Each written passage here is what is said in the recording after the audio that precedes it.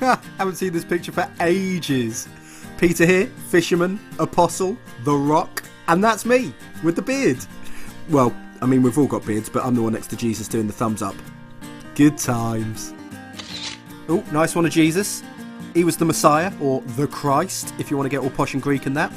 How do I know? Well, if you met him, you'd understand. He was a born leader, he told a good story, cooked a mean fish barbecue, and then there were the miracles. Did I mention the miracles? None of your abracabala rabbit out of a hat nonsense, though there was this one time he made a coin appear out of a fish's mouth.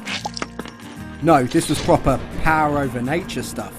Calming storms, walking on water, and that picnic. We had fish sandwiches. Jesus somehow made them go around 5,000 people. Now this is the first miracle I ever saw him do at a wedding over in Cana.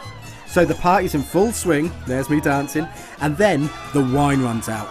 Jesus' mum was going, "How embarrassing for the family." So Jesus gets the staff to fill up some jars with water, these big fellas we use for washing, and tells the poor little waitress there to take the cup to the head waiter. The gent takes a sip, smacks his lips and says, "It's the best wine I have ever tasted." And he wasn't wrong. It was a good drop of vino, alright. Amazing. Who on earth's that?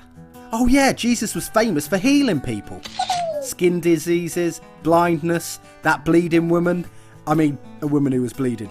He even cured the mother-in-law of a fever. Didn't cure her of nagging though. No, she's lovely. Really. But the healing that got everyone talking, here.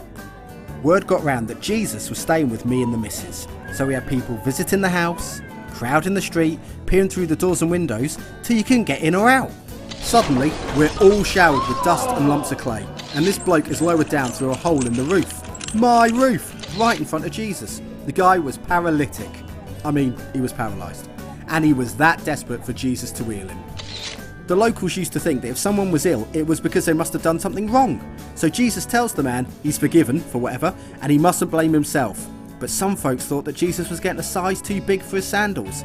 So he says to the fella, "Alright then, get up and walk." And he did, and then some. Took me ages to repair the roof. Then there were the exorcisms, when he got rid of demons. You know, people who were possessed. Like this bloke. He came at us out of the cave there, shouting and screaming, giving it all that. Jesus just looks the lad in the eye and asks him his name. "Legion," he says, "'cause there's lots of us." You see, 'cause legion means a lot. The fella was full of demons. So Jesus orders them all out of him and into this herd of pigs, which squeal and run off.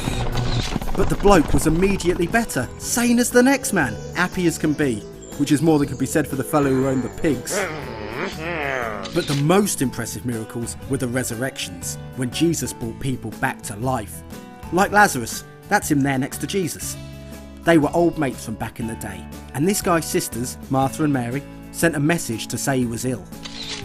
But we were late getting started, see? So by the time we turned up, Lazarus had been dead and buried for 4 days.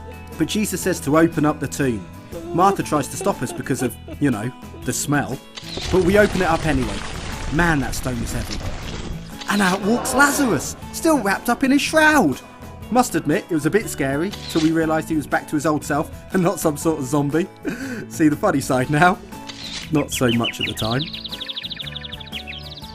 So yeah, I'd say Jesus was the Messiah. We believed it, and so did all the people he helped with his miracles. Kind of the point, really. He was the Son of God, and he was my friend.